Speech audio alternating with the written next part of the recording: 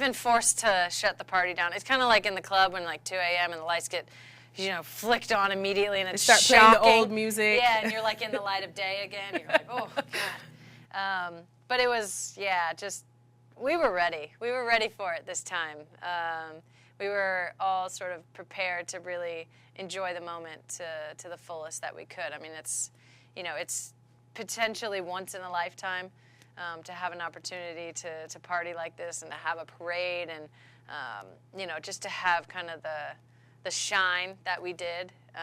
And I think everybody enjoyed it to the maximum of their abilities. That's true. No apologies and just no regrets there whatsoever. And I think that's definitely what caught everyone's eyes, especially people outside of the world of sports. So did anyone reach out to you, whether on social media or call you or anything that sort of surprised you and said, whoa, this is pretty awesome? Jay-Z sent quite a bit of champagne for the team, which you can't let it go to waste, of course. So drank that. Gosh, it's hard in the moment. I mean, Barack Obama sending his congratulations. That's totally insane. That gave everyone the flutters. I mean, the amount of support. I mean, like LeBron James shouting us out, Matt Carter.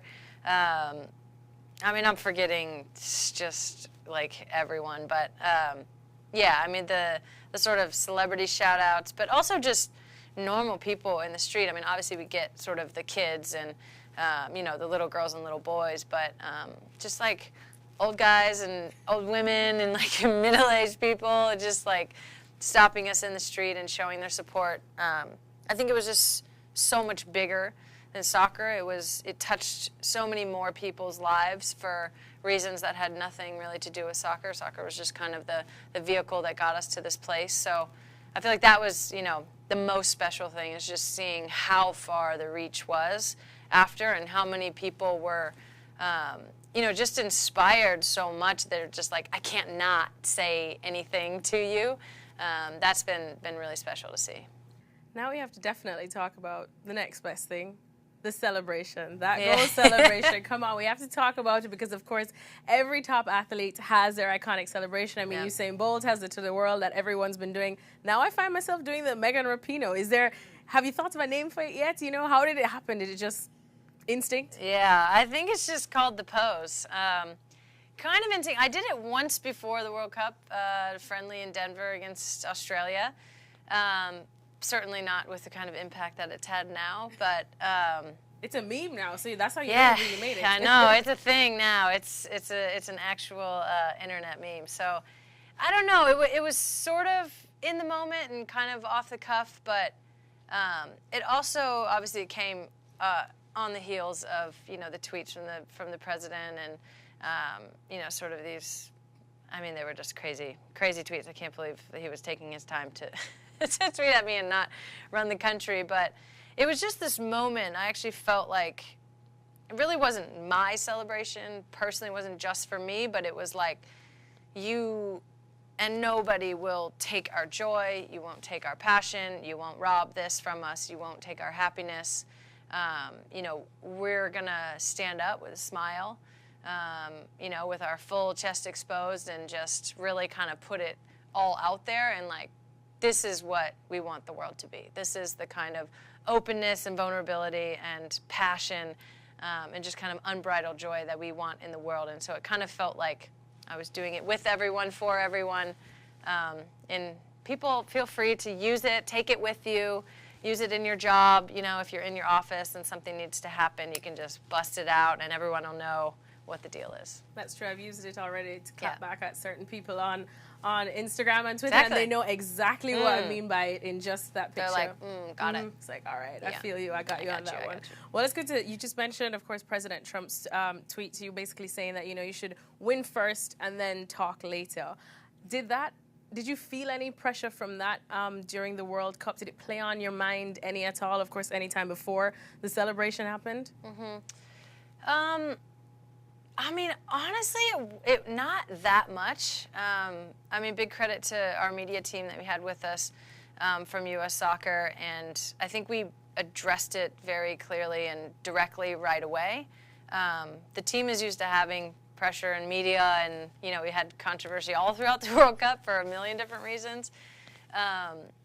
And it was just one of those things, it was kind of came at this funny moment that everyone, I think it was more of a unifying thing than any sort of distraction. I think the way we handled it head on was fine. I don't really like get in my mentions a lot or like even get on Twitter all that much, so it wasn't like I was, you know, scrolling all night and reading all the crazy comments. But if anything, I felt like, not that we needed more motivation, we have all the motivation in the world that we need to win and understand the importance of winning, but if anything, it kind of united everyone around us and united the team sort of around itself, and was kind of emboldening in a way.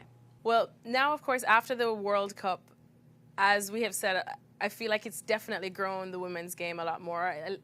At least has made people respect the women's game a lot more, which is still unfortunate that that's something that we still have to fight for in this day and age, which of course then goes into the whole equal pay, which you're definitely a massive campaigner for. And I know it's not as easy as 1, 2, 3. I know it can't be a snap of a finger to make it all, you know, to make us all find a solution tomorrow as much as we want to. But for you, what could be the biggest, most simplest step to at least getting closer to that?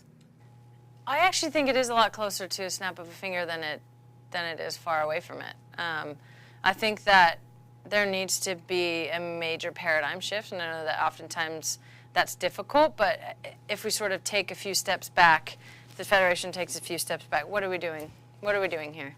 Do you want to be fighting constantly and have this contentious relationship with sort of the darlings of America right now? No. And where's the world going? Are we going towards equality? Is there a gender pay gap? Yes. Have women, you know, historically been treated unequal? Yes. Have they been under-invested in? Yes. So what are we doing? Like, what's the issue? You have tons of money that you're sitting on, you know, over $100 million in cash, probably more. You're a nonprofit.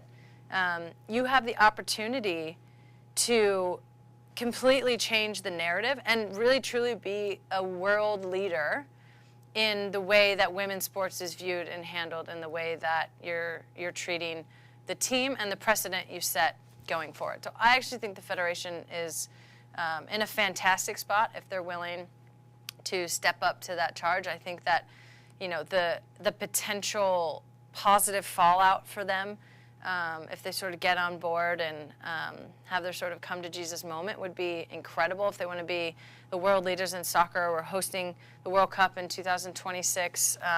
We would love to host another Women's World Cup.